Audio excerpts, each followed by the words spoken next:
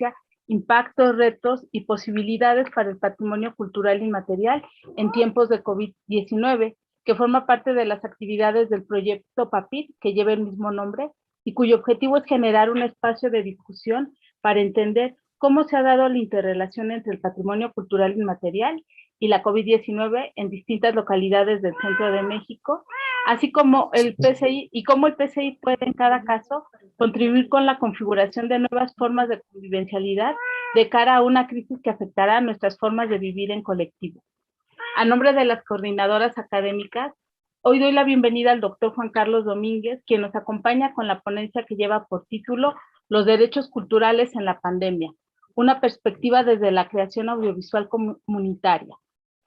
Permítanme presentarles al doctor Juan Carlos Domínguez, quien es investigador del Centro Regional de Investigaciones Multidisciplinarias de la UNAM, es doctor en antropología por la UNAM y maestro en políticas públicas por Flaxo. Es guionista egresado del CCC y ha realizado investigación en cine y medios audiovisuales en diversas instituciones públicas sobre diversidad cultural, escenarios de la producción cultural audiovisual y políticas públicas. Bueno, en la conferencia de hoy, su conferencia va a tener como objetivo desarrollar un panorama de las características de la producción audiovisual comunitaria durante la pandemia, que se produce bajo esquemas independientes en diferentes grupos culturales, donde se expresan nuevas formas de crear, preservar y recrear la cultura. Doy la palabra al doctor Juan Carlos Domínguez, bienvenido. Hola, Caro, buenos días a todas, a todos. Gracias por acompañarnos en esta sesión del seminario. Pues bueno, sí, de alguna manera lo que quiero platicar con ustedes esta mañana es justamente de algo que pues ahora se ha vuelto bastante común, ¿no? Ya era, digamos, ya se presentaba este fenómeno, ahora se ha vuelto más común el hecho de poder ver a personas que están registrando con sus recursos, ¿no? Audiovisuales, con sus teléfonos, con sus cámaras, pues registrando muchas cosas, ¿no? Entre ellas preservando el patrimonio cultural inmaterial. Entonces, quiero, digamos, empezar la sesión platicando más o menos hacia dónde iré, ¿no? Creo que una de las cuestiones de muchos de los temas que hemos tratado es que, bueno, pues estamos todavía en medio de una pandemia, todavía no hemos salido de ella y por lo tanto, pues estos temas estamos en el ojo del huracán aún, ¿no? Entonces, siguen siendo más preguntas que respuestas, siguen siendo más inquietudes que otra cosa, pero es importante ir perfilando, me parece, muchas reflexiones para poder, cuando terminemos esto, esperemos que pronto, podamos regresar y decir, bueno, ¿qué es lo que pasó? ¿Hacia dónde podemos orientar muchas de las prácticas culturales que se están generando en medio de la pandemia y retomar algunas y enmarcarlas, digamos, en lo que voy a hablar hoy, dentro de los derechos culturales y las políticas públicas, ¿no? Y digo todo esto desde, como dice el título de la ponencia, desde una perspectiva de la creación audiovisual comunitaria. Entonces, si te parece, Caro, la siguiente, por favor. Voy a transitar esta charla con ustedes a partir de dos puntos de referencia. Uno son los derechos culturales y, por otro lado, las políticas culturales y la creación audiovisual comunitaria. Digamos, vamos a un poco como hablar de estos elementos y para ello me gustaría antes pues, poner en contexto algunas cosas, ¿no? Todo, como lo he dicho, pues todos de alguna manera hemos sido conscientes o hemos sido partícipes, ¿no? del crecimiento de los usuarios, del crecimiento del uso de las redes sociales, los instrumentos tecnológicos para comunicarnos virtualmente en medio de la pandemia. Entonces, algunos datos, ¿no? Que ya han salido, ¿no? Y que todavía, como hemos dicho, pues no ha concluido todo esto, ya empiezan a generarse algunas reflexiones sobre los crecimientos al menos del uso de la tecnología. En este caso, por ejemplo, los usuarios de Internet crecieron un 7.3%, ¿no? Más o menos 4.600 millones de usuarios en el mundo. Las redes sociales también crecieron un 13%.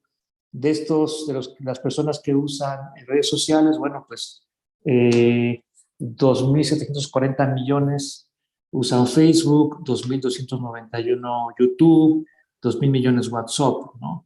Entonces, bueno, son referencias de un crecimiento exponencial que ya se venía dando de alguna manera año con año en el uso de los recursos tecnológicos, pero no había habido hasta ahora como una referencia pues porcentual de qué tanto este crecimiento se había dado en función de la pandemia, de las prácticas que estamos utilizando de comunicación, ¿no? Entonces, bueno, esto nos deja ver cómo hay una, digamos, mayor actividad, ¿no?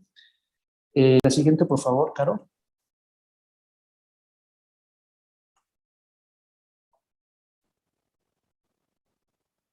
Caro.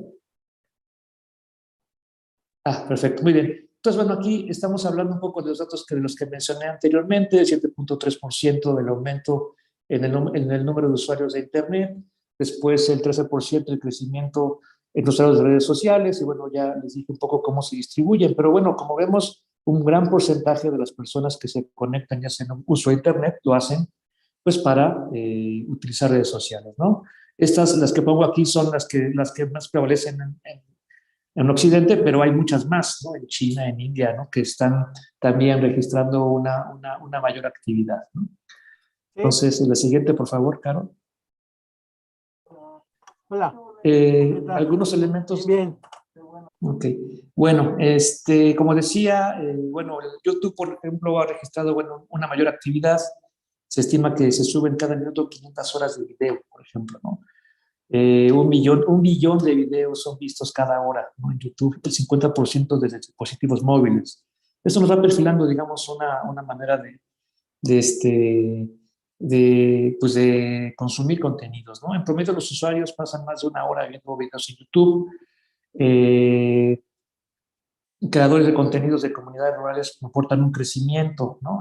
Hay, por ejemplo, algunos tipos de sitios, ¿no? Como Así se cocina, ¿no? Que creció, tuvo un registro de 17 millones de visitas, ¿no?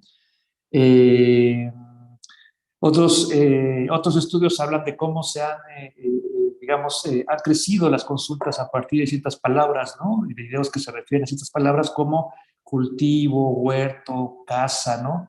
Que han sido vistos por más de 26 millones de veces, ¿no? Entonces, estas son notas que, bueno, yo he venido recopilando, hay muchas, ¿no? Generalmente todas se basan digamos, en la información que publica YouTube y, bueno, cada sitio, pues, cada lugar, cada fuente pues le da una interpretación, pero bueno, digamos, la fuente original suele ser YouTube. Entonces, bueno, eso nos va hablando un poco de cómo se ha venido perfilando no solamente un mayor crecimiento del consumo de videos en YouTube, que es, digamos, una de las plataformas más comunes, sino también la forma en la que las personas están consumiendo cosas, ¿no? Y bueno, desde la pandemia es interesante ver cómo hay una cierta reflexión hacia establecer otro tipo de prácticas, ¿no? Como por ejemplo, como decía yo, bueno, cultivar los huertos, establecer una relación distinta con la naturaleza, organizar mejor los espacios de las casas, ¿no? También hay como dice aquí el bullet, el hágalo usted mismo, ¿no? Registró 400 millones de veces, ¿no? Los videos que se referían pues un poco a vincular a la gente con construir una manera de hacer las cosas en casa, ¿no? Y en el caso de México, por ejemplo, se registró un crecimiento muy importante respecto al contenido que se sube, ¿no? En este año. Entonces, se estima que creció al menos 130%, ¿no? Entonces, esto nos va perfilando una práctica que dice, bueno, ¿qué se está subiendo? ¿A qué se refieren? Por supuesto que son muchísimas cosas, desde fiestas infantiles, pláticas, bailes, ¿no? Pero también hay, digamos, una serie de prácticas culturales que están utilizando los medios audiovisuales y la tecnología para comunicarse de otra manera, ¿no? Entonces, se están apropiando, digamos, de recursos tecnológicos que antes no se tenían y además están ya no solo produciendo, que antes se hacían a lo mejor, sino que ahora también se están distribuyendo de una manera mucho más estratégica, ¿no? Entonces, esto a través de canales, ¿no? Ya no son solamente videos, sino que ahora ya son canales que suben con cierta frecuencia, que establecen una agenda, digamos, de temas que van cubriendo ciertas expectativas o ciertos temas de interés de las mismas comunidades, ¿no? Entonces, bueno, eso sería como un planteamiento. La siguiente, por favor, Caro. Sí, la siguiente. Sí, sí, disculpa, Juan, es que como que se traba un poco, pero Perdón. intentando. Ahí está. Sí. Perfecto. Bueno, muy bien. Y otras consideraciones importantes es que justamente pues, se ha normalizado, ¿no? Ya los eventos virtuales, ¿no? Las festividades, las prácticas culturales, el intercambio de información. El otro día que fui al mercado me tocó ver cómo la persona que me estaba atendiendo en el pollo estaba viendo por Facebook cómo se titulaba su hijo, cómo diploma. Entonces, bueno, esas cosas me parece que son interesantes y de alguna manera nos plantean muchas preguntas, pero en este caso es justamente establecer cómo, bueno, ya es cada vez más común, ¿no? Bueno, no puedo ir a la fiesta, pero te mandan el link, ¿no? Para dónde va a ser la fiesta, la festividad, la práctica, ¿no? Intercambio de información. Entonces, esto ya empieza a ser, digamos, una manera recurrente también ya de estar dentro de las cosas sin necesariamente permanecer físicamente en los lugares, ¿no?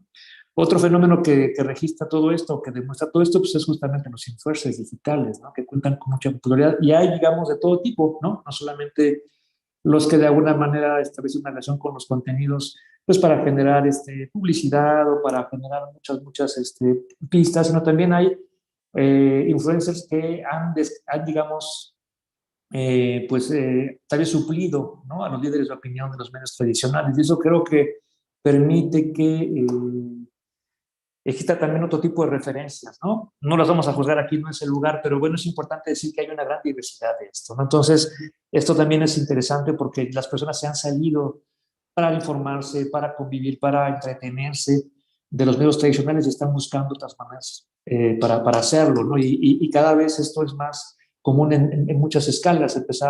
Empezaba siendo, sobre todo, empezó siendo, por ejemplo, con TikTok, pues sí, siendo referencia de algunos grupos sociales, pero ahora ya hay de todo. Yo ya me he encontrado sitios muy interesantes, ¿no? De comunidades rurales, también urbanas, por supuesto, pero que de alguna manera nos hacen ver cómo existe otra manera también de relacionarnos con los medios, ¿no? Entonces, bueno, esa sería otra referencia. Y bueno, por supuesto, hemos podido visitar museos, estar en lugares, ¿no? A los cuales pues tal vez nunca iremos, ¿no? Y bueno, y eso también nos ayuda como también a ampliar una serie de referencias. Y bueno, en este momento me puedo estar comunicando con alguien, no puedo estar virtualmente visitando un lugar al que posiblemente no pueda ir nunca. Entonces, bueno, estos son como las consideraciones que sí nos permiten reflexionar sobre el uso de los medios audiovisuales en la pandemia, sobre todo pues desde las prácticas culturales, ¿no? Y las preservaciones del patrimonio cultural inmaterial. La siguiente, por favor, Caro.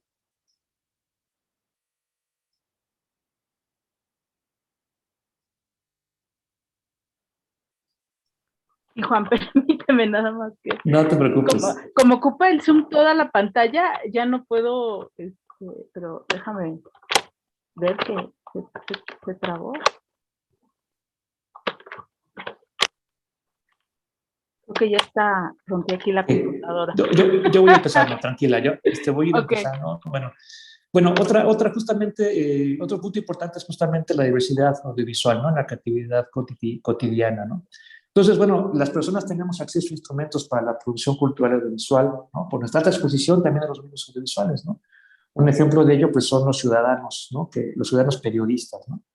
Los dos instrumentos no nos son desconocidos, ¿no? Esto es importante, o sea, hemos cargado un bagaje, prácticamente, pues, dos de nuestros generaciones, digamos, yo creo que desde la invención, desde el cine ya había una relación con lo audiovisual, pero la televisión, ¿no? Que se dio, digamos, más o menos a partir de los finales de los 50, 60 del siglo pasado, hemos venido conviviendo con lo audiovisual de manera cotidiana y eso nos ha permitido adquirir un lenguaje que tal vez no sabemos necesariamente nombrar profesionalmente o técnicamente, pero que utilizamos de manera innata a la hora de utilizar los instrumentos, ¿no?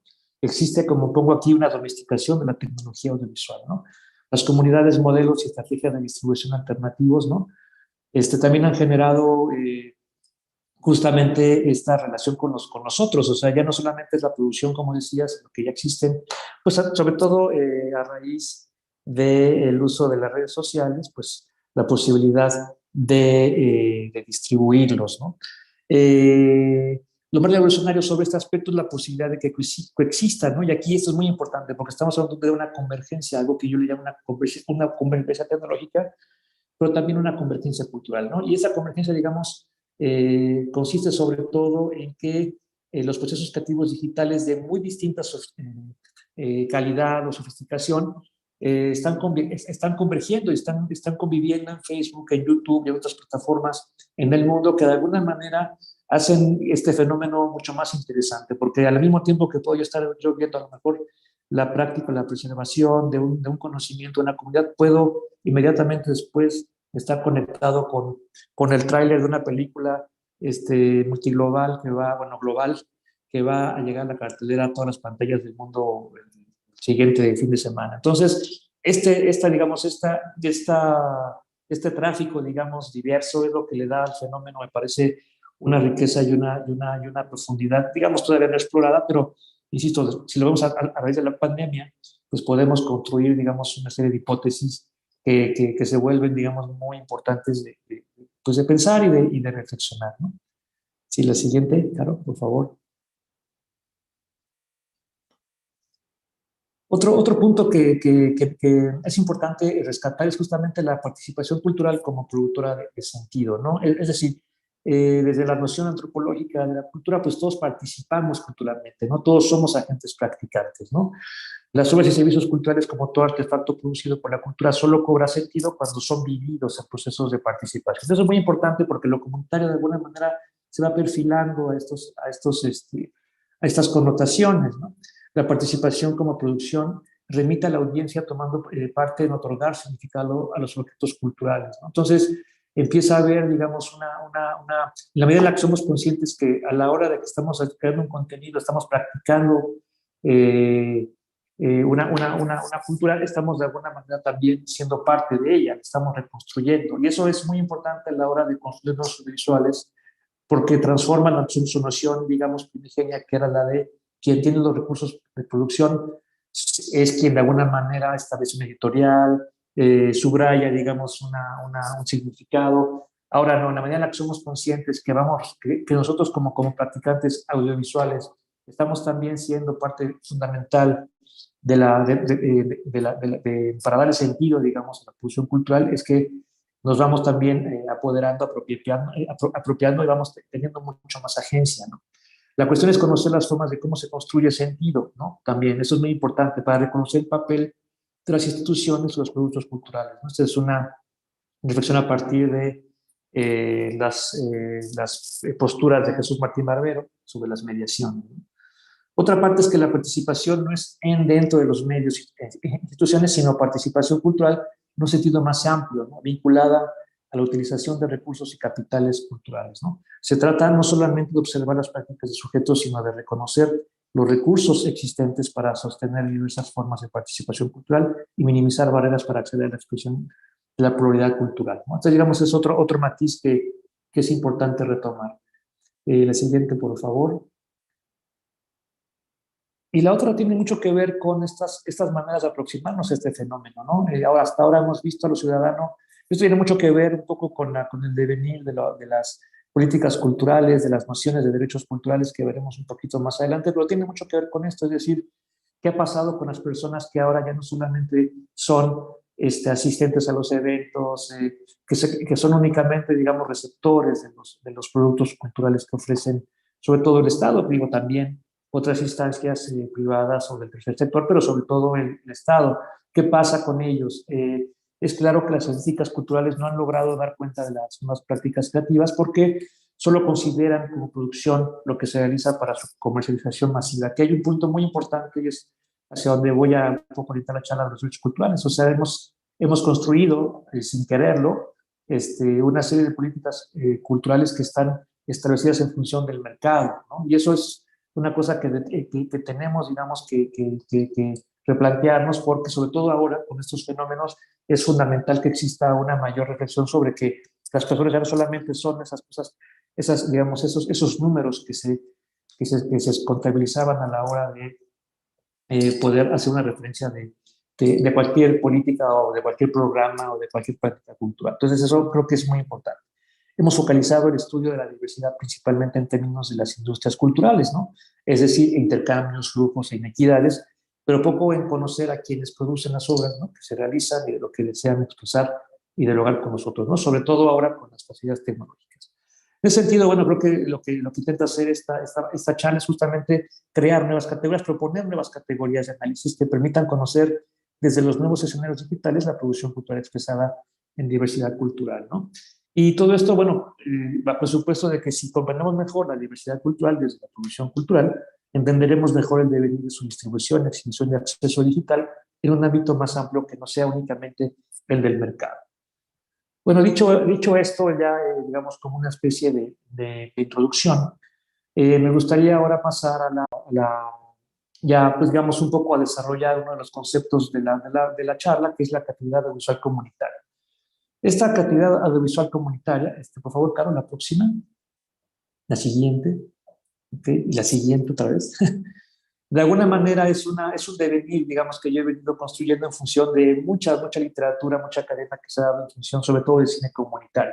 Entonces, aquí es muy importante pensar que esta creatividad audiovisual comunitaria digamos, es un concepto que yo estoy, digamos, trabajando, proponiendo, y que, bueno, que deriva de una serie pues, de lecturas, de trabajos de investigadores y sobre todo de gestores culturales que han platicado, y también creadores, ¿no? Quiero decir, que han, digamos, abordado el tema del cine comunitario. Entonces, bueno, de alguna manera hay una noción, por ejemplo, muy general, ¿no? De la que me gustaría partir, y es justamente que el cine comunitario se define, digamos, de manera general como aquellos procesos que nacen y se desarrollan impulsados desde una comunidad organizada, cuya capacidad es suficiente para tomar decisiones sobre los modos de producción y difusión y que interviene en todas las etapas, desde la constitución del grupo generador hasta el análisis de los efectos que el trabajo produce en la comunidad, tanto en el inmediato como en los proyectos de largo plazo. Aquí, digamos, es una definición que hace Gumucio, no tan, digamos, hasta cierto punto reciente, que de alguna manera nos permite anclar, digamos, hacia dónde vamos desde dónde vamos a desarrollar este concepto de la creatividad audiovisual comunitaria. Pero es muy importante plantearlo desde ahí, o sea, es un poco el origen de esta palabra, pero el cine comunitario de alguna forma tiene una serie de referencias que se han establecido a partir de muchos factores que de cierta manera, bueno, pues han venido también transformándose en el tiempo, ¿no? Entonces, no sé si, la siguiente, por favor, claro. Desde México, yo, digamos, me gusta pensarlo como una especie, y los invito a que lo pensemos así. Imagínense una cámara de video que está siempre apuntando hacia el otro, ¿no? Creo que de alguna manera las etapas por las que ha pasado el cine comunitario en México han venido virando la cámara. Y en un principio fueron, digamos, el yo, digamos, el, la institución, ¿no? Digamos, el antropólogo o el artista o el creador, partía del hecho de que, bueno, era el otro el que tenía que ver, si no había, digamos, un diálogo, había una posición, pues, sobre todo tal vez vertical, que pretendía, digamos, registrar al otro como lo exótico, tiene mucho que ver también con el desarrollo de la antropología. No hay que olvidar que el cine crece prácticamente como una herramienta antropológica muy tempranamente, ¿no? Desde todavía, bueno, finales del siglo XIX, ¿no? Prácticamente desde que se inventa el cine, pues es utilizado por la antropología, ¿no? En diferentes momentos, en diferentes lugares, y es, digamos, un instrumento para observar. Entonces, bueno, esa es como una primera uso instrumental. En el caso de México, estas nociones, digamos, del cine de audiovisual comunitario parten mucho de una visión nacionalista, ¿no?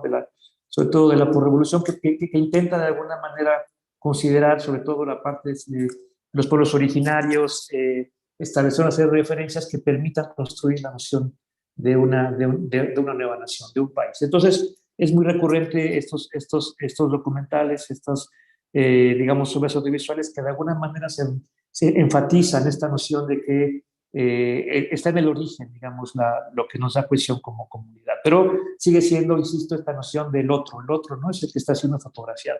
En la segunda etapa, bueno, ya se reconoce, digamos, que ni el país es uno solo, ¿no? O sea, esta noción de una noción única pues es prácticamente imposible, ¿no? De sostener, y entonces, bueno, se empieza a construir una pluriculturalidad de lo comunitario. Aquí empiezan, digamos, ya a surgir una serie de valores, ¿no? Ya que dan un sentido de la diversidad.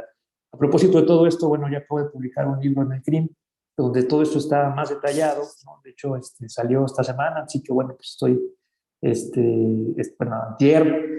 Así que bueno, pues los invito a que estas referencias que aquí pueden estar un poco como acotadas por el tiempo, bueno, pues puedan ustedes revisarlas en el libro.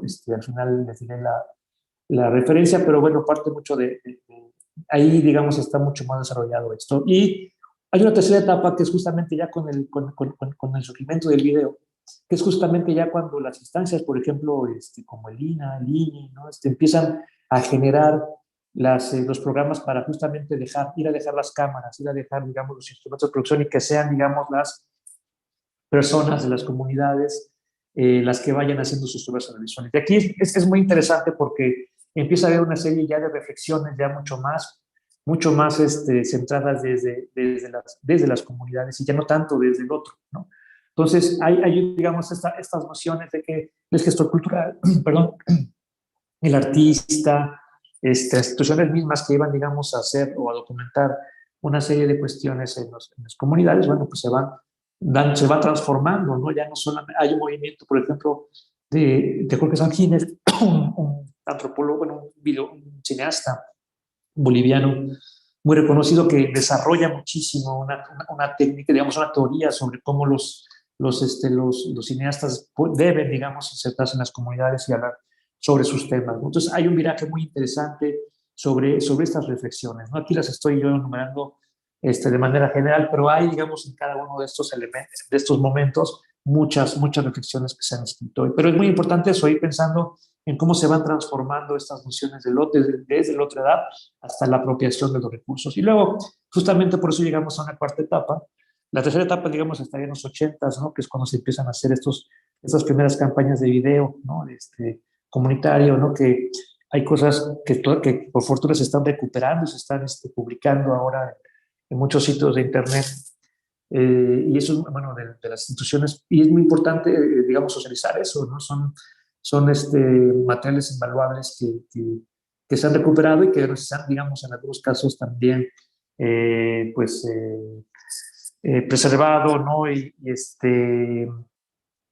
se han, digamos, se les ha dado pues un cuidado, ¿no? Especial para transmitirlos en este momento. Y la cuarta etapa, que es justamente donde yo centraría, donde estamos hoy, o donde podemos hablar de este momento, es justamente en el cine y video comunitario como medio de comunicación y creación, ¿no? Por y desde las comunidades. Aquí, digamos, entramos ya a otra faceta donde me parece que si bien siguen conviviendo todas las demás, no sean, digamos, descartados, ¿no? No es que se dejaron de hacer, se siguen practicando las anteriores, pero en este momento me parece que esta noción de la apropiación en los medios audiovisuales por parte de las comunidades sigue siendo, digamos, es como una de las características que en las que se enmarcan estas nociones de creatividad audiovisual comunitaria, ¿no? El siguiente, por favor. Ok, entonces, pensando justamente en este último punto del que se acaba de mencionar, de esta última etapa, yo he, digamos, he propuesto una serie de categorías de análisis para analizar esta práctica, ¿no? Hice un estudio en Morelos, por ejemplo, y bueno, me permití, digamos, este, pues de manera general establecer una serie de referencias de cada una de ellas, porque me parece que el cine comunitario o esta actividad de cine comunitaria también tiene sus matices y es muy importante establecer esas referencias, trabajarlas, discutirlas, por supuesto, pero es muy importante para las políticas públicas reconocer que hay, digamos, también universos distintos a la hora de hablar de cine comunitario, por ejemplo, o de creatividad de audiovisual comunitaria, como lo propongo, porque cada una de ellas está relacionada con una serie de referentes desde el financiamiento, desde la difusión, desde los procesos creativos mismos, que le van dando un matiz. Por eso las políticas públicas a veces, sobre todo ahora que están tratando, me parece que haciendo esfuerzos para poder relacionar las prácticas culturales de ciertos sectores de la población, pues intentan de alguna manera llegar y focalizar las políticas, pero me parece que a veces no se cuentan con la información suficiente para decir, a ver, bueno, vamos a desglosar esto, o sea, si es cine comunitario, si es cine, digamos, desde las comunidades, pero no sabemos muy bien a qué obedece cada una de ellas. Entonces, bueno, a partir de las experiencias de muchos gestores, creadores, documentalistas que pude entrevistar en Morelos, bueno, pues me permitía hacer como una serie, digamos, de especificación de esos escenarios, ¿no? Uno es la producción de esquema industrial comunitario, el otro es la producción comunitaria independiente institucionalizada. Ahorita voy a hablar cada uno de ellos. la producción comunitaria independiente y autogestiva, la producción institucional comunitaria y la producción o registro espontáneo comunitario, ¿no? Yo creo que de cierta manera el esquema industrial comunitario, que es el que, ¿a qué se define? Por ejemplo, el primer esquema parte justamente de, bueno, suelen ser creadores semiprofesionales, ¿no? Profesionales que se acercan a la comunidad, ya sea sus colectivos o creadores para desarrollar un proyecto de visual y de cine. Las comunidades pueden acercarse a los creadores industriales independientes para desarrollar un proyecto de audiovisual. En algún momento del proceso participan fondos de apoyo a la producción cinematográfica y audiovisual, algunos internacionales, otros nacionales, otros incluso estatales. Los procesos creativos consideran los procesos industriales para la realización de la obra audiovisual. La obra sobre todo se distribuye bajo un esquema comercial industrial, al menos de manera independiente, pero ya entra en ese esquema, ¿no? Y aquí otro punto importante es el de los derechos de autor se gestionan en términos industriales, ¿no? Es de quién es, a quién le pertenece la obra. Este es un punto que desde aquí lo voy a ir, digamos, soltando, que es que retomaré a lo largo de la charla, porque es muy importante pensar en eso, o sea, a quién le pertenecen las cosas. Y aquí, por ejemplo, en este esquema industrial comunitario, ¿no? Hay algunas películas que se han hecho en Morelos con este esquema que son, digamos, un referente muy importante, pero que de alguna manera tienen ese proceso y que se enmarcan claramente en estas referencias industriales, que está bien, no se está descalificar nada, está bien, nada más es comprender que existe este esquema, porque a la hora en la que llegan las políticas culturales dicen, bueno, esta película o este proyecto está más encaminado aquí, entonces a lo mejor los sistemas de ayuda o incluso la manera en la que se puede diseñar una política pública para este esquema es otro, no sería el de un sistema mucho más con otro perfil, ¿no? Entonces, bueno, por favor, Caro, la siguiente. Ok, este es el esquema industrial comunitario, como les decía. Estamos hablando aquí de estas referencias, digamos, sobre todo industriales, independientes, porque también hay un espíritu independiente en lo industrial, no están desasociados, ¿no? Sobre todo ahora con estas convergencias. Los clientes del tiempo puede ser un proyecto que se marca en estas categorías y bueno, como decía, digamos un esquema bastante institucionalizado y muy industrializado. Esto no le quita nada, o sea, esto no demerita nada, simplemente es el tipo de proyecto, ¿no? Hacia dónde va y cómo se va, digamos, encarrilando o encauzando a partir de las vías que va encontrando, ¿no? El siguiente, por favor, Caro. La siguiente categoría es la producción comunitaria independiente, ¿no? Institucionalizada. Y aquí creo que ya entramos a un terreno donde está de lo que estamos hablando, se encuentra de lo que estamos hablando esta mañana. Es justamente la producción audiovisual comunitaria. Aquí ya empieza esa producción que sí, digamos, se realiza con proyectos de creadores independientes que solicitan o requieren recursos públicos. Los esquemas de producción se realizan de forma colaborativa y no jerárquica. Esas son generalidades, insisto, no puede haber proyectos que se encajan y otros que no. Se realiza con grupos reducidos, ¿no? Se fomenta a través de convocatorias de instituciones federales. En el caso de México, bueno, el CDI, del INPI, estas estatales, ¿no? Como el PACMIC, ¿no? Y no suelen existir apoyos municipales, es un poco como el esquema, ¿no? Estas obras generalmente no cuentan con esquemas de difusión y divulgación, se hacen y casi se quedan un poco ahí porque no hay, digamos, un seguimiento de distribución que permita que estas obras salgan y se establezcan y dialoguen, digamos, en otros espacios que no sean en los que se crearon. Entonces esto lo limita claramente y va haciendo que estas obras no se divulguen. Y los invito un poco a pensar desde aquí, o sea, de este tipo de producción hay, digamos, ejemplos de muchas instancias que apoyaron este tipo de iniciativas en la pandemia y empieza a ver ese tipo de referencias que ya podemos hacer, bueno, ya estamos viendo que aquí sí existe un esquema de producción, distribución, exhibición que nos permite ubicar, digamos, esta tarea de la creatividad audiovisual comunitaria. La siguiente, por favor. El otro escenario que propongo es el de la producción comunitaria independiente o autogestiva. Y aquí, bueno, de alguna manera se produce con recursos de los creadores a través de gestión comunitaria. Esto es muy común, ¿no? En la preservación del PSI, sobre todo como se hacen muchas otras de las fiestas, las festividades, pues se recurre, ¿no? A una cooperación. Los esquemas de producción son horizontales y colectivos. Aquí no hay, digamos, estas nociones de quién es el director, quién es el fotógrafo, quién es el... Aquí no, aquí, digamos, hay una digamos, un espíritu creativo mucho más amplio que permite de alguna forma que los procesos creativos sean mucho más colectivos, ¿no? Se centran en temas locales muchas veces y se utiliza la infraestructura local, ¿no? Con lo que se tiene, con lo que se cuenta, ¿no? Se, se, se centran sobre todo en temas que pueden preocupar o que, digamos, se refieren pues a las fechas, ¿no? El calendario de festividades de las comunidades y, bueno, pues es parte de lo que se toma para poder producir estas obras audiovisuales.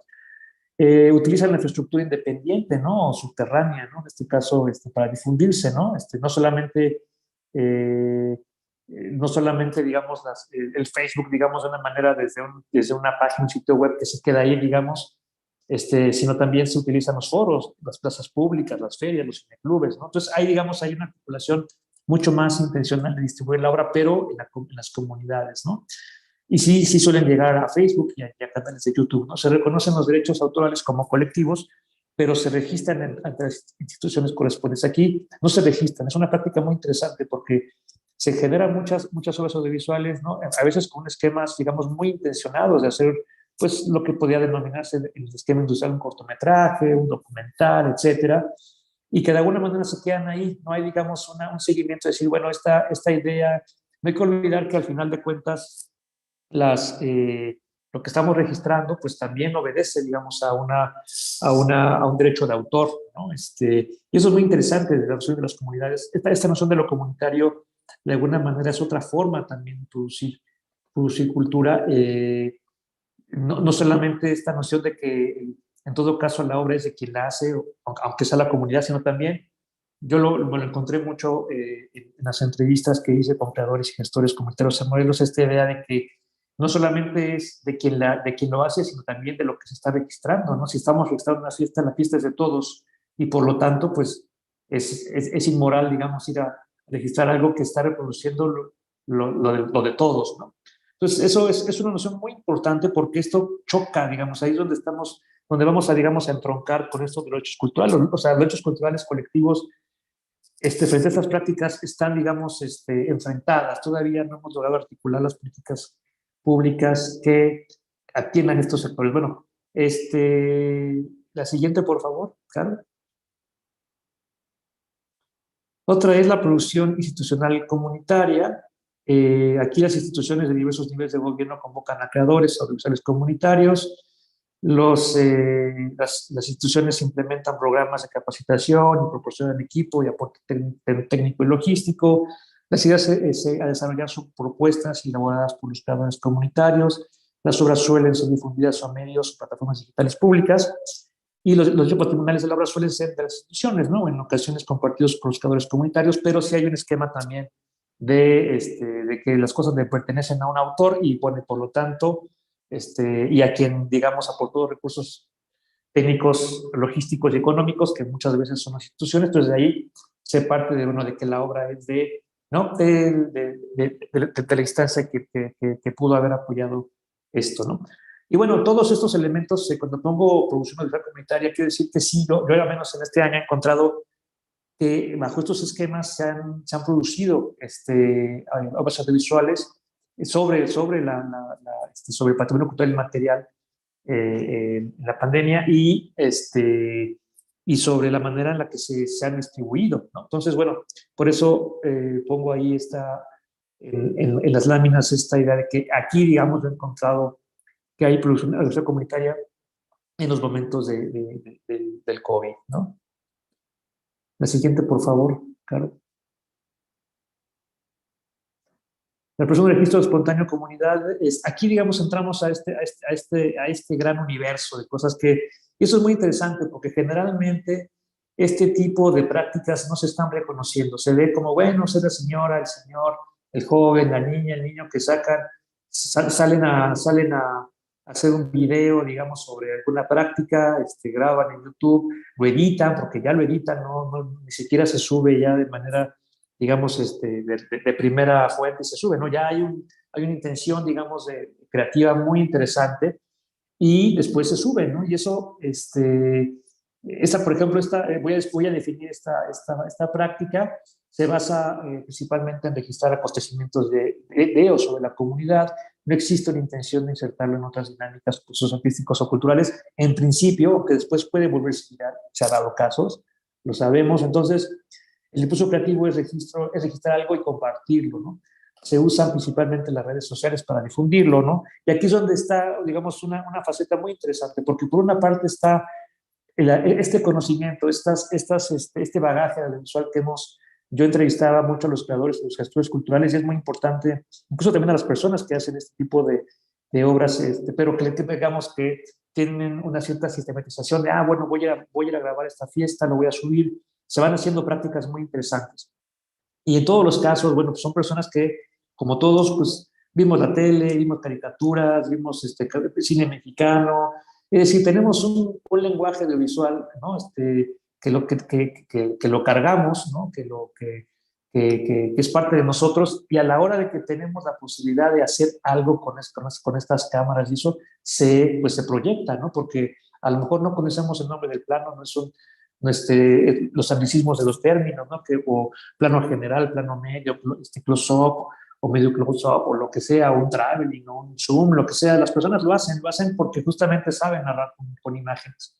Y esto es muy importante porque, digamos, ya no necesitan, digamos, necesariamente conocer la técnica cinematográfica o visual para comunicarse. Es un lenguaje que, como decía, bueno, lo hemos venido, lo hemos asimilado, ¿no? Como cualquier otro lenguaje con el que convivimos, entonces estamos haciendo uso de él, ¿sí? Entonces, bueno, dicho esto, la siguiente, por favor.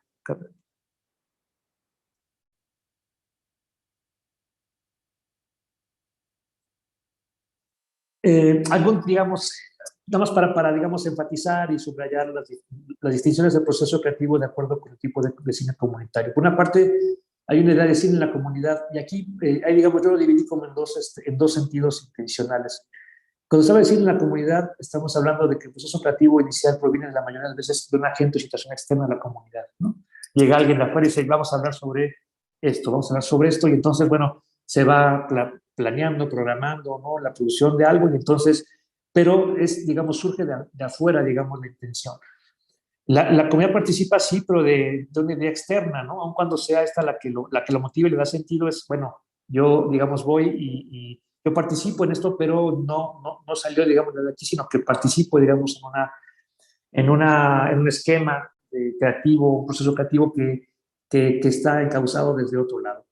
Los recursos materiales, los recursos, digamos, son sobre todo externos, y no se crea una infraestructura que se mantenga en la comunidad. Esto es muy importante porque generalmente, pues sí, podemos ir a hacer una obra, un documental en algún lado, y bueno, pues generalmente, pues sí, podemos regresar y bueno, mostrar el contenido, bueno, lo que se mostró, pero pues no se capacitaron, digamos, a personas, no se compró una cámara para que se quedara en las comunidades, no se compró, ¿no? O sea, lugares, de alguna manera, generar una infraestructura local es muy importante a la hora también de pensar en lo comunitario como una actividad, ¿no?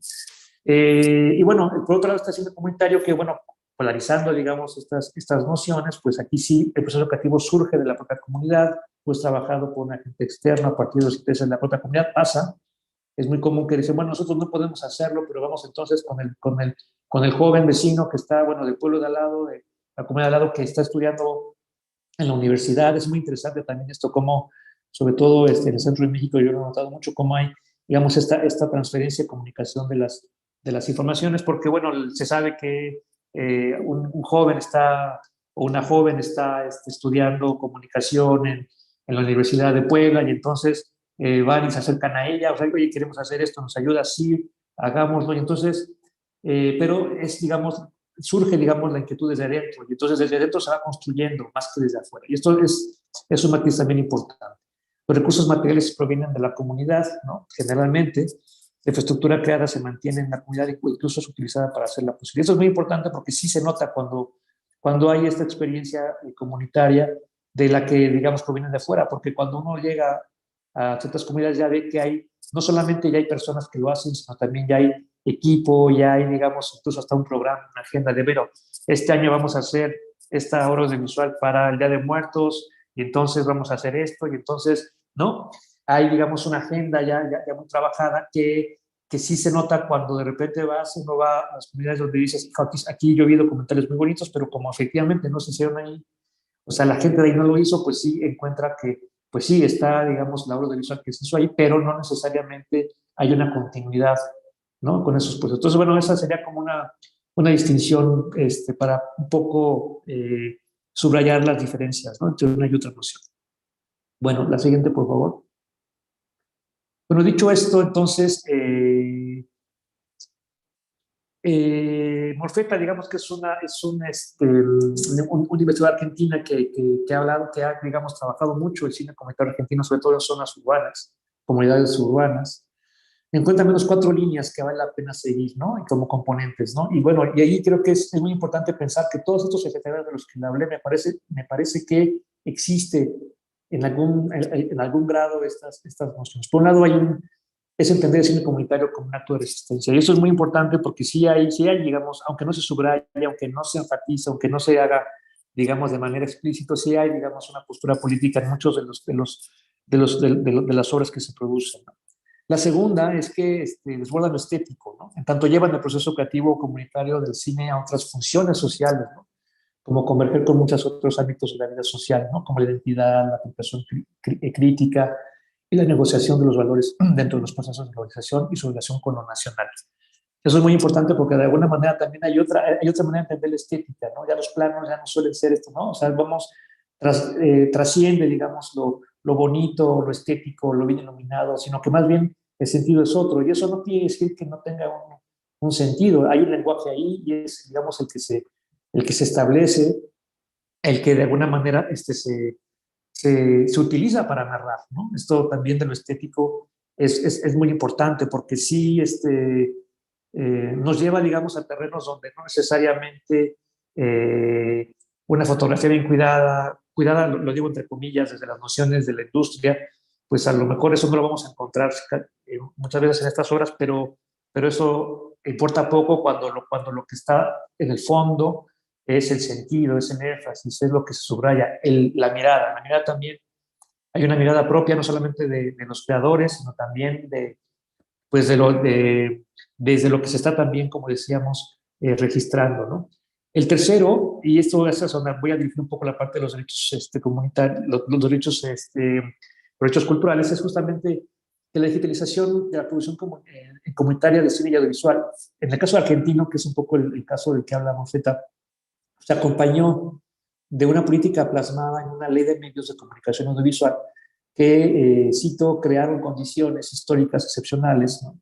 Las cuales permitieron una revitalización de la producción del cine y el audiovisual, construyendo nuevas estéticas y temáticas, dando frescura al paisaje mediático. Lo que pasó en Argentina es muy interesante. Se dio la década pasada una ley que fue, me parece, muy innovadora porque justamente lo que hizo fue comprender todos los escenarios de la producción audiovisual, no solamente los de Netflix, no solamente los del gran cine profesional, sino que intentó llegar a estos escenarios. Era otro momento, no estaba tan digamos, tecnificado, ¿no? O tecnologizado, digamos, la apropiación, pero lo que intentaron fue que estos universos convivieran, no los excluyeron, los integraron pues a una política pública, ¿no? Desde una ley, imagínense, que permitió que existiera una serie de referencias, que se le diera sentido a toda esta creatividad desde una política. Y eso me parece que es hacia donde se puede caminar. O sea, en México todavía, por ejemplo, para darles una idea, todavía se está legislando la ley de cine por un lado y la ley de medios de difusión por otro, suponiendo que no convergen, que están aparte, cuando es obvio, digamos, el día a día nos dice pues que esto está más que pegado. O sea, no podemos pensar en el cine hoy, digamos, estoy hablando de términos profesionales, sin hablar de la serie, sin hablar del desarrollo de la televisión.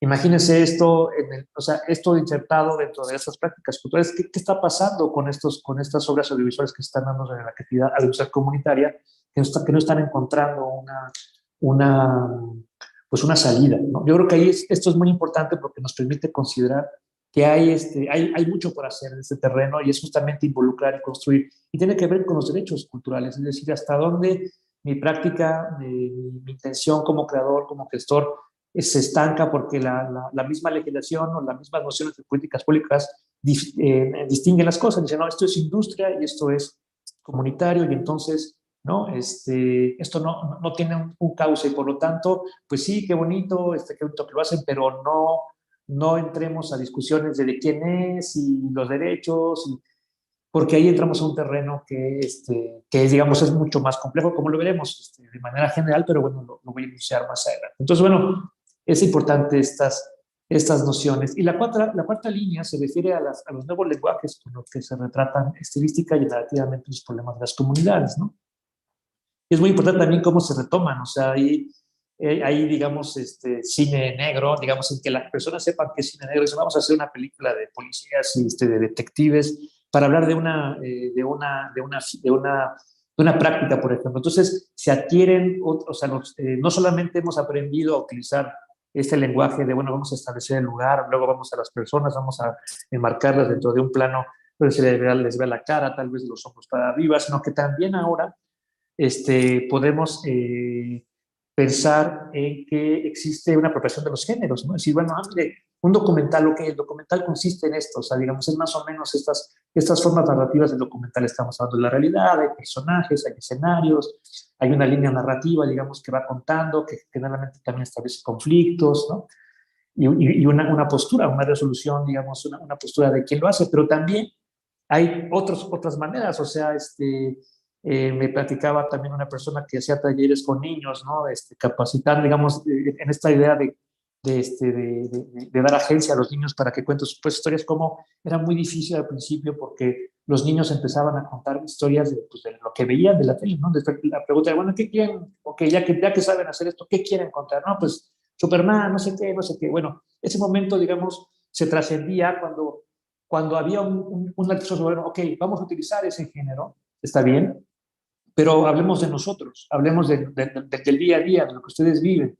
Entonces era muy interesante cómo estas narrativas, por ejemplo, de los blockbusters, ¿no? De los superhéroes, estas narrativas eran incorporadas para hablar de las realidades locales, ¿no? Y lo mismo pasaba, por ejemplo, me decían con las telenovelas, ¿no? Hacían una telenovela, ¿no? Que las niñas decían, bueno, vamos a hacer o sea, vamos a utilizar estos esquemas, ¿no? Los arquetipos, ¿no? Los esquemas, los contrapuntos narrativos, dramáticos, para contar lo que a nosotros nos interesa. Y eso es muy importante ahí porque, bueno, ahí, como insisto, ya no solamente son los teléfonos, ya no son, bueno, me acerco, me alejo, sino ahora es, ¿y cómo cuento esto? ¿Qué sentido narrativo le voy a dar?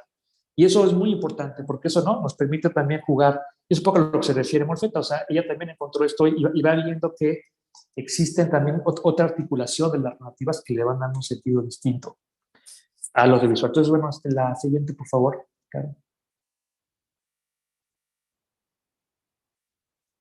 Dicho todo esto, estoy, digamos, trabajando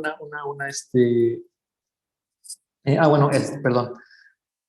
Antes que eso, justamente es entender también la parte o sea, creo que esta noción comunitaria desde la convergencia digital nos invita, ya no solamente ver, insisto, esta parte del proceso creativo de la producción y de la circulación, sino que también hace visibles a otros agentes fundamentales de la producción audiovisual, que son justamente los gestores, los promotores audiovisuales, las comunidades artísticas, las asociaciones y organizaciones de la sociedad civil, los funcionarios incluso de las instituciones, que son a veces agentes fundamentales para que se generen este tipo de obras, ¿no? Porque las fomentan, las instrumentan, y a veces desde escenarios a veces pues, limitados, lo que hacen también es impulsar, ¿no? Encontramos todos estos agentes, ¿no? Por supuesto también a los gestores y a quienes programan cine y televisión independiente, ¿no? Y estatal. Entonces, esto, digamos, cuando se habla del cine comunitario, ya no solamente se queda en esta noción de que, bueno, es algo que se queda en la comunidad, se hace en la comunidad, se queda ahí, bueno, se difundirá a partir de ciertas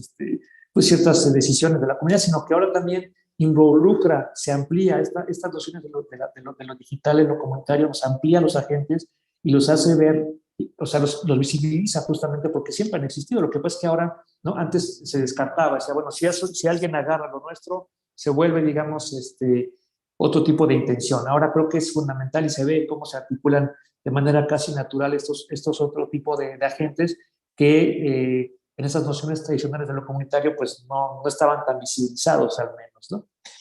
Entonces, bueno, la siguiente, por favor, Caro. Ok, bueno, dicho todo esto,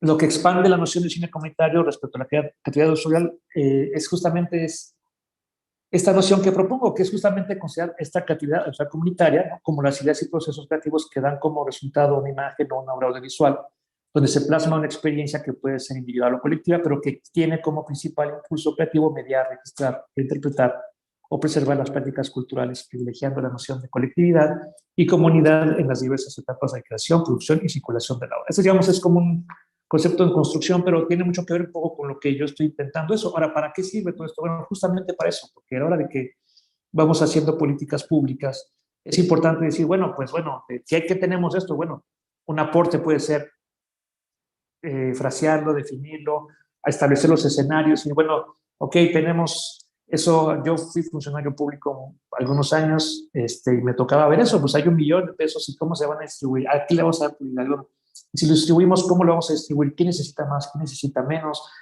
A lo mejor puedes hacer políticas transversales, o decir, bueno, aquí esto, o sea, podemos invertir este dinero de manera que incluya y beneficie a más. Entonces, digamos, esas nociones por eso es importante nombrar las cosas y visibilizarlas, ¿no? Por supuesto que la idea es justamente que trasciendan los programas, que se vuelvan políticas públicas de mucha mayor envergadura, como lo son, la legislación es una política pública. Entonces, hacer legislación tiene mucho que ver con cómo nombramos las cosas, a qué le llamamos qué. Y es muy importante, bueno, desde la academia, me parece, pues justamente dotar a los tomadores de decisiones, a los que, digamos, establecen redactan o establecen estas problemáticas desde ya una legislación, pues tener el vocabulario y decir, bueno, esto que se está generando en la academia nos ayuda a darle nombre a estos fenómenos sociales, políticos, económicos que se están dando y que no están, digamos, necesariamente los legisladores, no son expertos, no están familiarizados, aunque sí tienen sus asesores o al menos las personas especializadas en cada ámbito. Pero bueno, no me meteré mucho en eso, lo que sí es justamente comprender es el sentido de eso. ¿Para qué sirve? Pues sirve para esto, para todo esto, ¿no? Y también para justamente visibilizar las prácticas, ¿no? En la medida en la que tenemos un vocabulario más amplio, pues podemos darle un sentido, ¿no? Y bueno, la idea es que justamente se construya desde todos lados, ¿no? Desde todos los agentes quienes lo practican y quienes los estamos intentando investigar o analizar, ¿no? Entonces, bueno, la siguiente, por favor, Caro. Entonces, aquí voy a hablar ya de un terreno de los derechos culturales, ¿no? Sí, bueno, los derechos culturales, ¿qué son, no?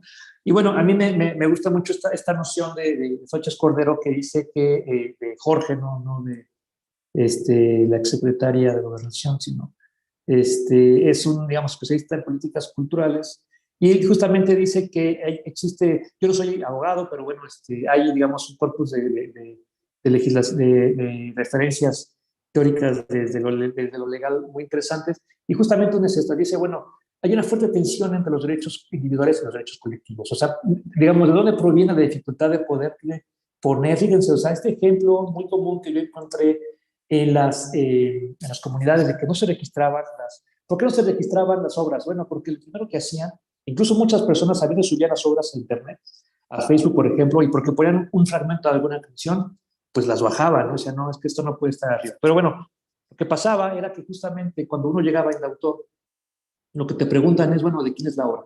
No, pues es que es de todos, no, es que aquí no puede ser de todos, salvo que estén registrados como una sociedad civil, una C, lo que sea, una figura, digamos, que les dé un sentido jurídico como colectivo.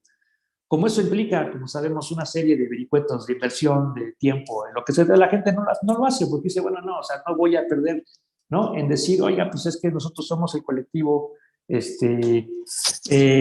tal, y entonces esta obra nos pertenece a todos. Bueno, eso es un impedimento legal justamente que hace que las personas puedan apropiarse, porque eso sí, yo les aseguro que hay muchas hay muchas evidencias, ¿no? En la producción audiovisual comunitaria, digamos, de los medios, por ejemplo, ¿no? Disney, ¿no? Por ejemplo, no, yo he visto cosas que dices, híjole, qué gran etnografía hicieron, pero más bien se basan en todas estas obras también, o sea, ahí, bueno, están viendo, bueno, esto que no le pertenece a nadie, en principio, porque en función de esto lo vemos como una categoría, en principio, amateur, popular, ¿no? Y dices, bueno, esto, ¿para qué registramos una práctica sobre una fiesta si esto pues, es para la comunidad? No, eso también se está viendo en Hollywood, de Los Ángeles, en un estudio, y están diciendo, oye, ¿y por qué no hacemos una película que se llame Coco y entonces hacemos esto, ¿no? Y entonces, y hay una serie de referencias que, si bien no le pertenecen a nadie, si alguien se las apropia, ¿no? Y alguien dice, bueno, no, pues es que ya esta película es nuestra y cualquier cosa que tenga que ver con los personajes, con las intenciones dramáticas, con los dramas,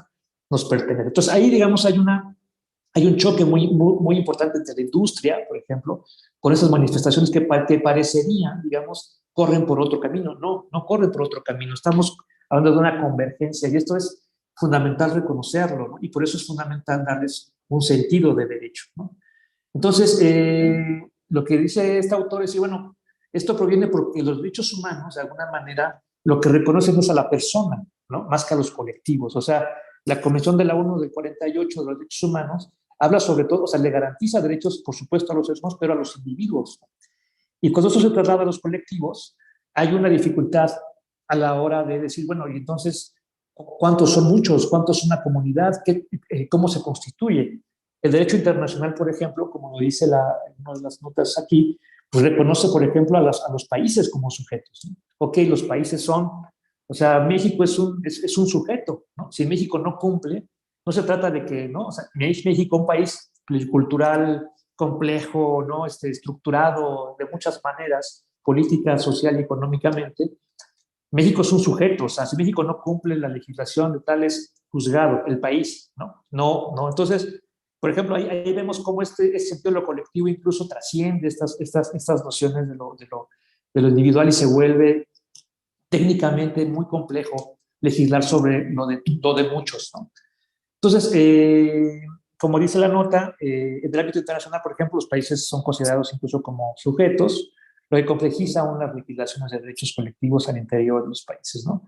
Ello, cito, no hace más que evidenciar que se ha confinado los derechos culturales colectivos al ámbito de la soberanía de los estados, ¿no?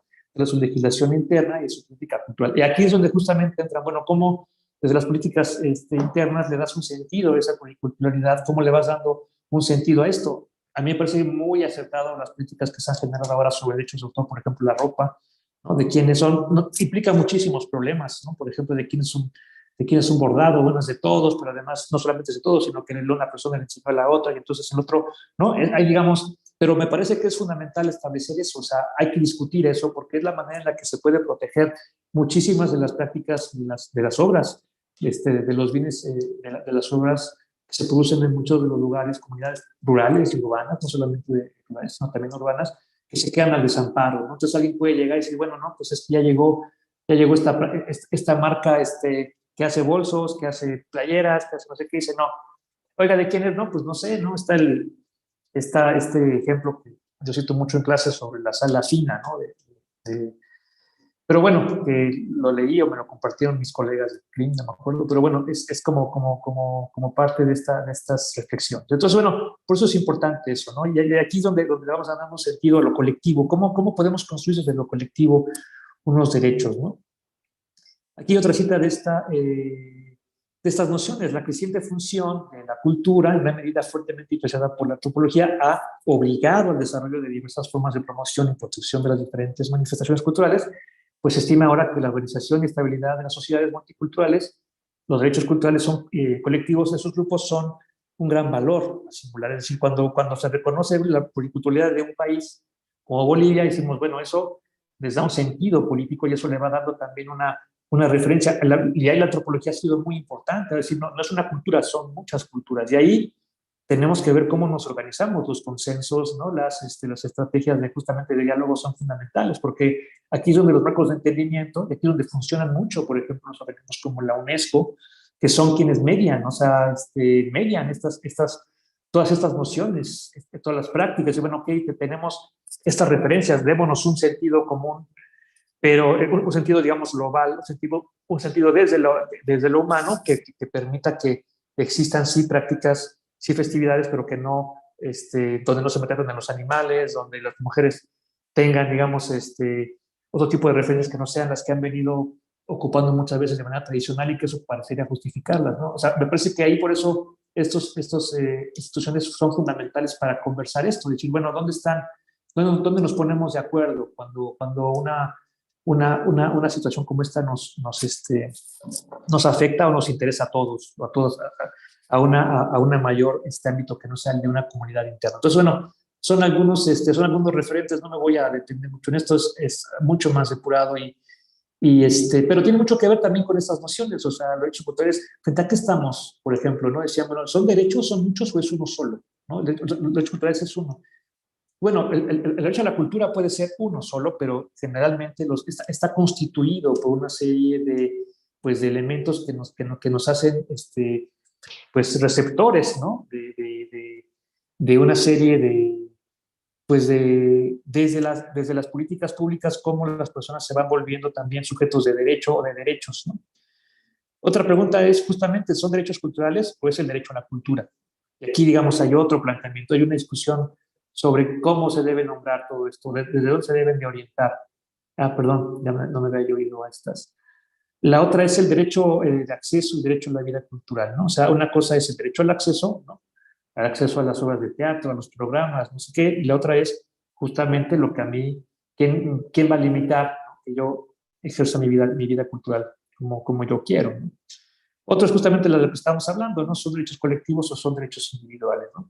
Y aquí justamente el derecho a la cultura como parte de las prácticas humanas se enfrenta al derecho a la formación y capacitación cualificada de la cultura. Aquí, digamos, hay nociones técnicas muy importantes, ¿no? Y que tiene mucho que ver con la manera en la que se nombran desde un origen, desde la Constitución, por ejemplo, después en una ley, ¿no? En general de cultura, cómo esto se va trasladando. Y ahí es donde vamos viendo cómo existen estos matices que es importante construir.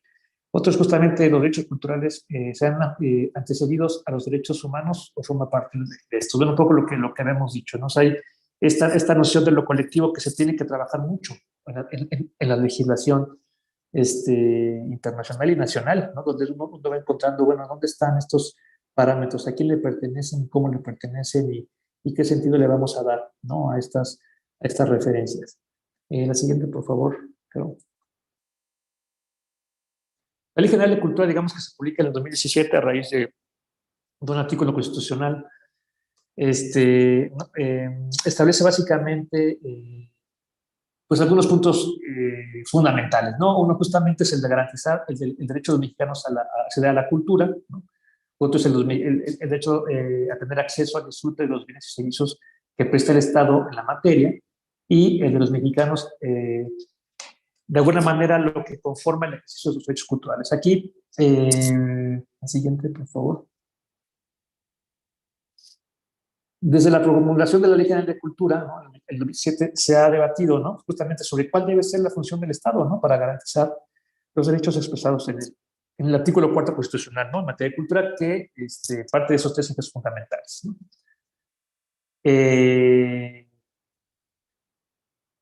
Básicamente es el de, como decía yo, el de el acceso a la cultura, el disfrute a los bienes y servicios culturales y el ejercicio de los derechos culturales. Bueno, esto también se ha comentado mucho. Al ser la cultura una expresión inherente a la experiencia humana, ¿no? De ser y estar en el mundo, materializada en diferentes formas de creatividad que propicia y da origen a la diversidad cultural, se ha señalado que resulta extraño, ¿no? Que el Estado pueda o deba guiar una política cultural que exprese una sola forma de entender y dar acceso a la cultura. Entonces, digamos, ahí hay un debate. Bueno, esto el Estado, pues, está, digamos, fuera de tono, ¿no? O sea, en sintonía con esta idea, considero que los dos primeros temas a los que se refiere la Constitución, es decir, el acceso a la cultura y a los bienes y servicios culturales, como decía, básicamente es el derecho a tener acceso al teatro, al cine, a la televisión pública, ¿no?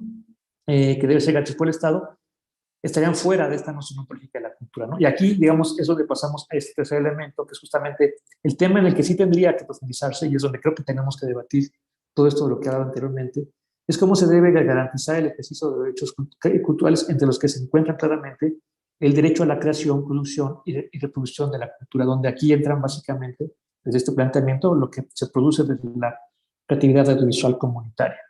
¿Sí? La siguiente, por favor.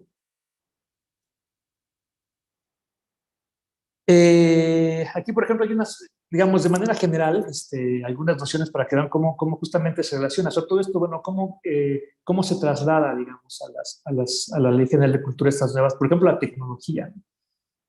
Dice, todos los habitantes tienen los siguientes derechos culturales, ¿no? Entre ellos, por ejemplo, utilizar las tecnologías de la información y las comunicaciones para el ejercicio de los derechos culturales. Perfecto. Dice que todos los habitantes tenemos ese derecho. Por supuesto que tenemos ese derecho, pero si no lo pagamos, pues no nos lo vamos. O sea, si usted no le paga a Telmex, pues no va a poder subir su contenido, ¿no? Digamos, por ejemplo, ese tema que tiene la brecha digital, pues es fundamental, ¿no? Porque de otra manera bueno, no es lo mismo tener un ancho de banda de 100 megas a tener uno de 9, de 5, que me va a imposibilitar comunicarme en los términos en los que yo necesitaría para, ¿no? Entonces, bueno, aquí, digamos, hay estas nociones como un poco ambiguas, ¿no? Otra, aquí,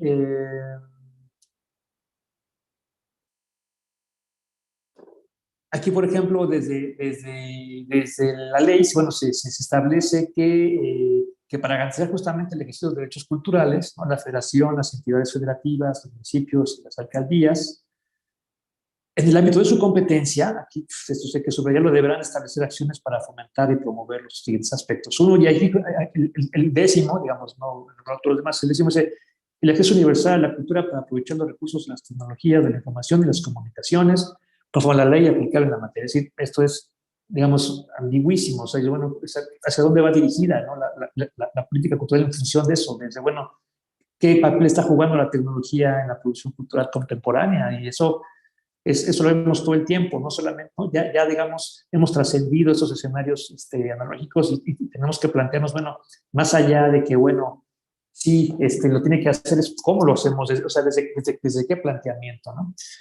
Otro artículo, el 18, habla de los mecanismos de coordinación previstos en el artículo anterior, tendrán los siguientes fines: promover el desarrollo de los servicios culturales con base en la integración de las tecnologías de la información y las comunicaciones conforme a las leyes aplicables en la materia, para ampliar la cobertura y potenciar el impacto social de las manifestaciones culturales. Ok, todo esto está muy bien en el sentido de que pareciera, todo esto me parece que se ve a nivel de acceso, ¿no? O sea, es el acceso, es esta noción que bueno, el Estado casi se vuelve, sí, me garantizan que voy a poder ver la ópera de Bellas Artes hoy en la noche, o la danza del Palacio de Bellas Artes de hoy, o la Guelaguetza, en Oaxaca, o el Cervantino, pero no me están hablando a mí de, bueno, y cuando yo crea, o sea, yo cómo voy a poder, qué juego, qué rol tengo como ya no un agente de que recibe, sino como un agente que produce contenidos, ¿no? Otro es justamente impulsar las actividades científicas y tecnológicas en el campo de la cultura, así como promover su uso y su aprovechamiento en los servicios culturales. Es decir, aquí justamente entramos en terrenos también bastante vagos, me parece que sí tendrían que establecerse confusiones. Esos son algunos ejemplos, ¿no? No voy a detenerme tanto en discutir, cada uno implicaría pues un curso mismo, pero bueno, esa es como nada más darles una noción general. Ahora, aquí me permitiste, la que sigue, por favor, ¿qué tiene qué tiene que ver con esto, digamos, dentro del patrimonio cultural material? Bueno, aquí yo retomo una de una colega de CRIM, de Cristina Mezcua, ¿no? Que dice que el patrimonio cultural inmaterial es aquella parte de nuestra herencia colectiva que hemos recibido como legado de nuestros antepasados y como comunidad deseamos entregar a las nuevas generaciones. Es lo que nos da sentido y pertenece a lo que con orgullo nos identifica, nos permite mirarnos y reconocernos a nosotros mismos, pero también presentarnos ante los otros. Esto, digamos, lo pongo aquí como para ver, bueno, ya llegamos de todo esto que he venido hablando hasta ahora. Bueno, pues pensemos en todo esto, o sea, ¿qué sentido tiene esta noción del PCI a partir de todo esto que he venido hablando? Y como vemos, pues hay muchas cuestiones, hay muchas tensiones que se tienen que trabajar, pero me parece que es fundamental darles un sentido. O sea, bueno, esto lo podemos entender desde aquí, y si lo vemos desde aquí, le podemos dar respuesta a, tal vez, me parece, a muchas de las inquietudes o preguntas que yo he estado planteando a lo largo de esta mañana. Entonces, bueno, la siguiente, por favor. Aquí, digamos, ya he venido como con cuáles son esos usos sociales de esta creatividad audiovisual comunitaria, ¿no? Que yo he encontrado. Pues una, por ejemplo, en Bolivia, sobre todo eso, creo que hay muchísimos materiales que se han producido a partir de que justamente de compartir conocimiento tradicional, de medicina tradicional, ¿no? Entonces, por ejemplo, en Bolivia es un ejemplo, ¿no? Justamente es la medicina tradicional, como la medicina tradicional resultó ser un gran aliado, ¿no? En la batalla contra el COVID, sigue, ¿no? Son consejos para cuidar tu salud y aumentar tus defensas, es así, eso que viene ahí es la reseña del sitio, ¿no? Esa es una. La otra es, por ejemplo, el siguiente es el sentido político. Digamos, ya habíamos pasado como preservar el conocimiento. Y otro conocimiento, otra reflexión interesante que se ha dado a partir de los videos comunitarios en el COVID es justamente el de la capacidad de organización política de quienes hacen lo comunitario. Eso es muy importante porque la pausa, digamos, que nos dio, bueno, que generó el COVID, lo que también permitió fue que se pensara en mucho, bueno, ¿qué lugar están ocupando muchas de las asociaciones, organizaciones y comunidades sobre cómo se están reproduciendo ciertas prácticas para a lo mejor reproducir una serie de emociones que no son las que necesariamente pues, encarnan o se materializan en función de esto? Por ejemplo, en el caso del tango, hay videos donde justamente hablan de justamente la capacidad de organización del sector, ¿no? En el contexto para dar respuesta a las necesidades de esta práctica, pero se cuestiona mucho, bueno, ¿cómo estamos haciéndolo? ¿Qué se está quedando con las ganancias? ¿De qué manera se pueden reestructurar los esquemas de tal suerte que sean mucho más equitativos? Es decir, aquí hay en estos videos también sobre el COVID, no solamente hablando de la salud o de cosas biológicas o de medicina, sino también hay esos planteamientos y, bueno, ¿cómo podemos construir un mundo mejor desde donde estamos, incluso a partir de nuestras propias nociones que nos parecían eran las mejores? La siguiente, por favor. Claro. Otra es, por ejemplo, pues sí, han, han existido también muchos canales, ya son canales de YouTube, ¿no? Son pues de comunidades remotas, lo digo en el sentido de que poco occidentalizadas y que, bueno, están generando también ya contenidos, ¿no? Encontré uno de estos, un pueblo indígena que habita en la cuenca del estado, brasileño, de Mato Grosso, y bueno, son comunidades de 420 personas, ¿no? Que hablan una lengua, ¿no? Y bueno, y estos videos registran mucho esta diversidad. Creo que eso es muy importante establecer en función y se enmarcan sobre estas nociones del COVID, ¿no? Son videos que de alguna manera registran la pesca, el cultivo de semillas y que de alguna manera establecen de festividades, por supuesto. Son clips de 30 segundos, 20 segundos, pero con una intención muy interesante, ¿no? Y son prácticamente, yo creo que ejemplos de cómo se están construyendo. Incluso ya, como decía, ya no es un video, ya es un canal que se establece. Sí, bueno, voy a hacer una serie de videos cortos, de segundos, incluso muchos, pero que en conjunto hablan de una intención comunitaria muy interesante y todo esto en el marco del COVID, ¿no? Y la última, por favor, Carlos.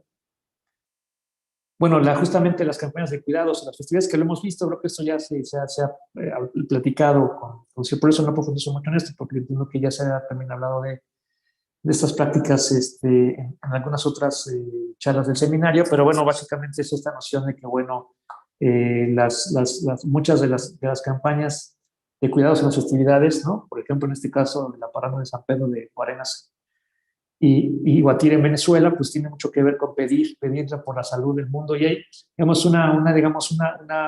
un diálogo, ¿no? Con las otras, hay un diálogo, digamos, en común que es que muchas de las festividades, dedicarlas, ¿no? O solicitar, la salud del mundo. Y eso creo que también es muy interesante cómo se van dirigiendo, ¿no? Muchas de las prácticas, las festividades van orientadas justamente a este propósito y eso me parece que también es común encontrarlo en estos videos del COVID. Por último, la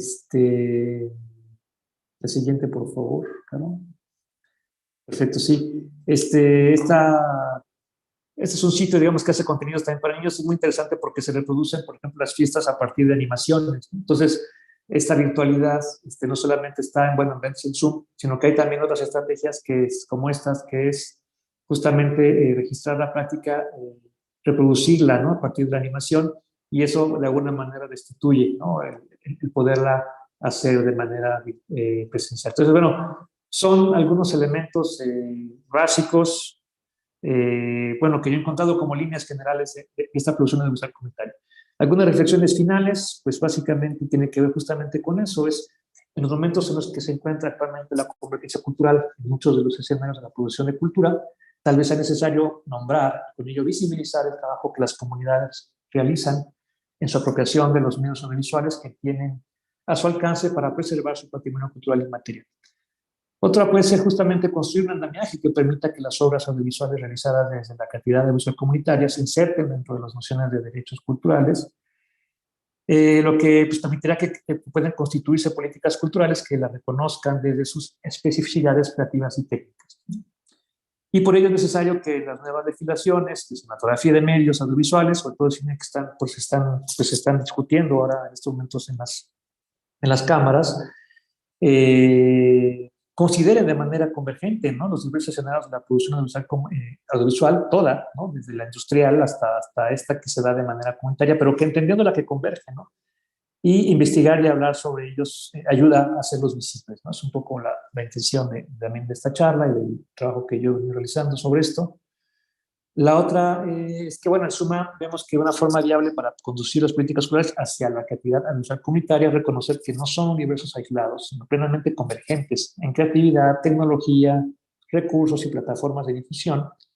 Claramente hay desequilibrios entre cada escenario de la producción cultural y audiovisual. Por ello, las políticas públicas, en este caso también las políticas culturales, más que separar estos escenarios, como se está planteando muchas veces, no, esto es industrial, no, esto es popular, esto no. No, más bien hay que entender los escenarios convergentes, ¿no? Y son totalmente diferentes por ideas preconcebidas, ¿no? Y más que paliar la desigualdad, ¿no?, muchas veces estas políticas lo que hacen es reproducirlas sin querer, me parece. Al reproducirlas, se reproducen y se fortalecen estas nociones de que corren por mundos diferentes. Y bueno, aquí está nada más la nota final que había yo hablado de la legislación que se hizo en Argentina, que me parece que es un buen modelo con todos los errores que ha tenido. Además, lo bueno de las experiencias es que podemos verlas, ¿no?, con el tiempo y ver qué funciona y qué no. Pero me parece que es una iniciativa muy interesante la que ocurrió en el 2009 en Argentina, que se derogó luego con el nuevo gobierno, se por un poco, pero bueno, más allá de la experiencia que han hecho, bueno, que se ha tenido con la implementación de esta práctica, de esta política pública, de esta legislación, me parece que es muy importante eso. O sea, hay, digamos, ya experiencias que justamente permiten pues tener como una punto de referencia de ver cómo converge, cómo hacerle para que, como esta ley, por ejemplo, reconfiguró, ¿no?, el espacio radial y televisivo, ¿no?, articulando a diversos sectores institucionales privados de la sociedad civil, ¿no? Con esta ley se reconoció y propició, perdón por el error ahí, una articulación incluyente, ¿no?, que asimiló diversos escenarios de la producción cultural audiovisual en Argentina, ¿no?, tanto la pública, la privada, la independiente y la comunitaria, ¿no? Aquí, digamos, hay unas me parece referencias muy importantes para considerar todos estos elementos. Bueno, sería básicamente por ahí. Yo creo que este tipo de experiencias nos ayudan un poco a darle sentido a todo esto de lo que he venido hablando en esta hora ya. Entonces, bueno, con eso concluiría. Muchas gracias por su atención. Y bueno, pues si hay alguna pregunta, comentario, pues estoy a sus órdenes. Muchas gracias, Juan Carlos. Creo que nos has presentado un panorama muy, muy amplio de lo que es la producción cinematográfica comunitaria, y también estás ayudándonos a dar elementos para investigar y analizar todas estas producciones que surgieron durante la pandemia. No sé cómo viste tú que las redes sociales y la grabación fue impactante durante la pandemia. ¿Qué nos puedes contar al respecto?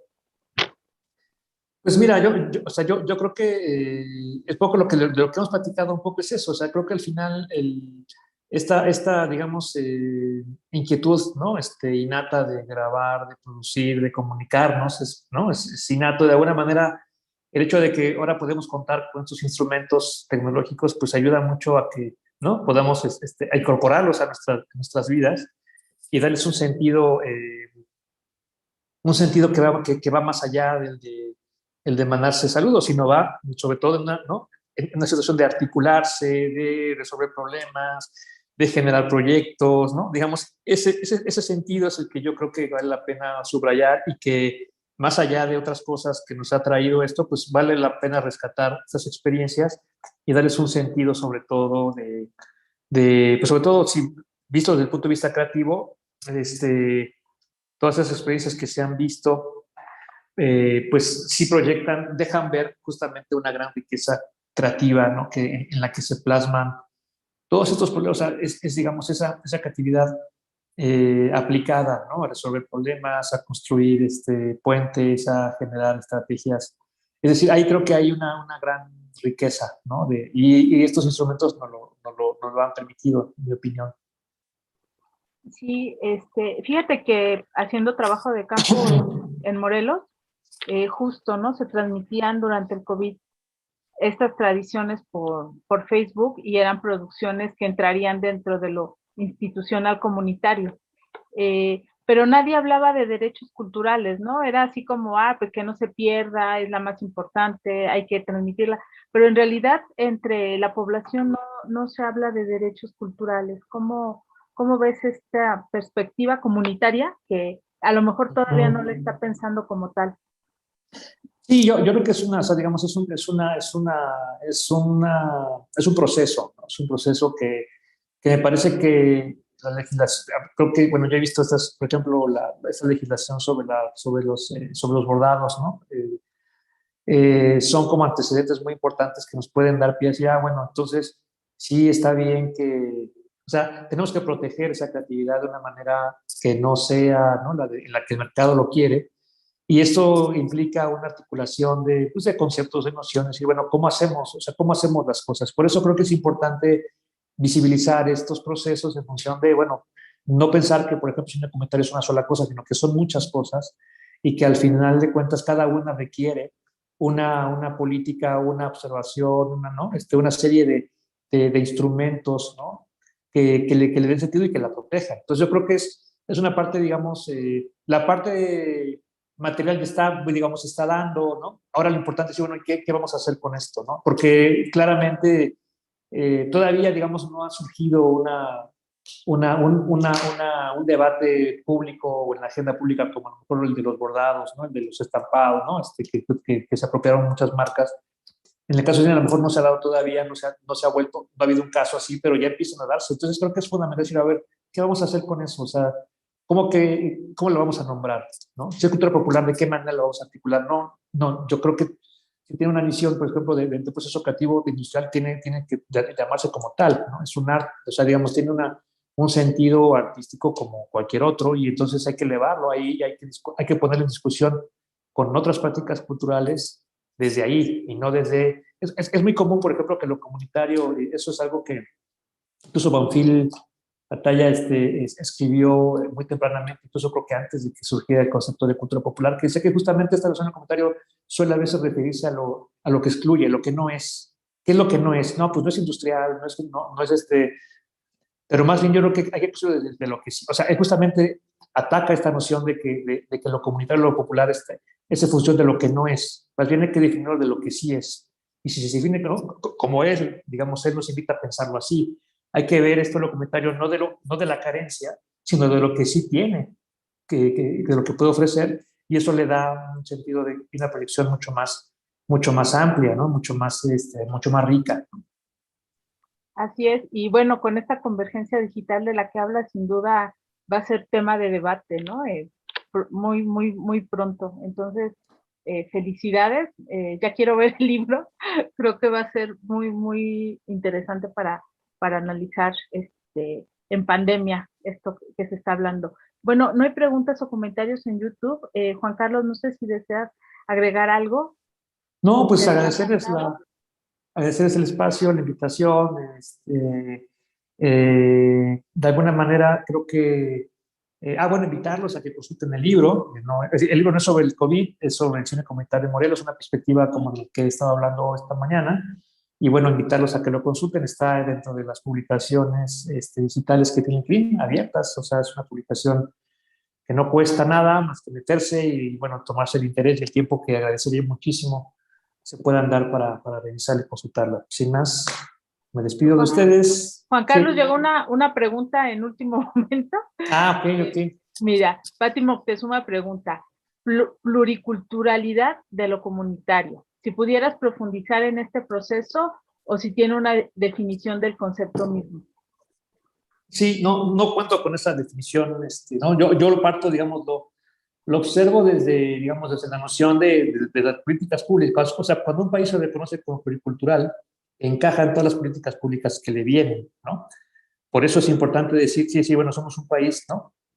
Bolivia, ¿no? Entonces, ¿eso qué da sentido? Pues que todas las políticas públicas tienen que estar encaminadas a esta noción de país, ¿no? Se reconocen, digamos, desde ahí. Y creo que, digamos, ese sentido de lo comunitario justamente parte en dialogar con eso, ¿no? En dialogar de estas nociones de lo distinto, ¿no? Y eso es lo que permite al final reconfigurar un esquema de una nación, de un país, ¿no? Entonces, digo, más que una definición,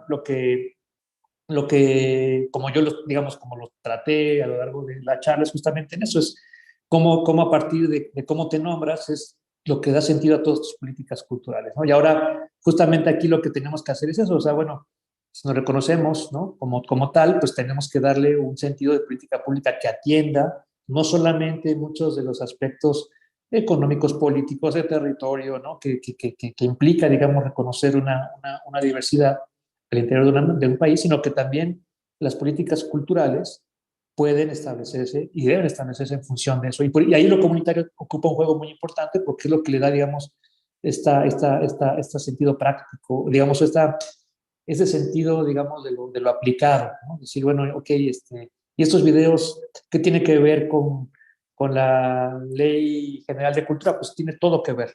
Si lo reconocemos ¿no? desde justamente el derecho a la producción cultural pues, tiene todo que ver y no solamente quedaría como una anécdota, un video que se subió ahí de una señora que hizo, o una persona, un señor, un joven, una niña que hizo un video para algo y que a lo mejor ese video se vuelve viral y entonces si tú no le das un marco, ¿no? de reconocimiento a esa práctica, pues lo más seguro es que no solamente que se pierda, sino que quede indefensa frente a una convergencia mediática muy compleja, muy dinámica y que está, digamos, a la vista eh, digamos, en este diálogo con los demás contenidos debe tener un lugar. Y ese lugar lo debe dar la noción de las políticas públicas, ¿no?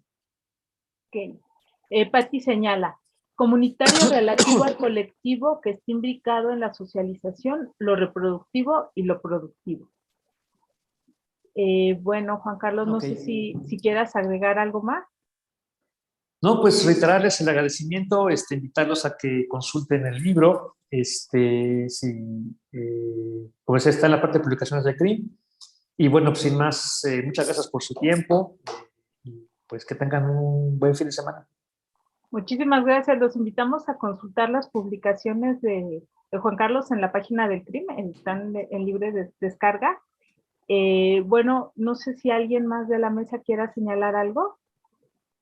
Si no, los invitamos a nuestra última sesión del seminario, que tendrá una mesa de discusión llamada Metodologías en contextos de emergencia, compartiendo la experiencia de trabajar a distancia, con la antropóloga Norelena Vázquez Terrazas y la doctora Montserrat Patricia Rebollo Cruz. Los esperamos y muchísimas gracias a todos por su asistencia. Buen día.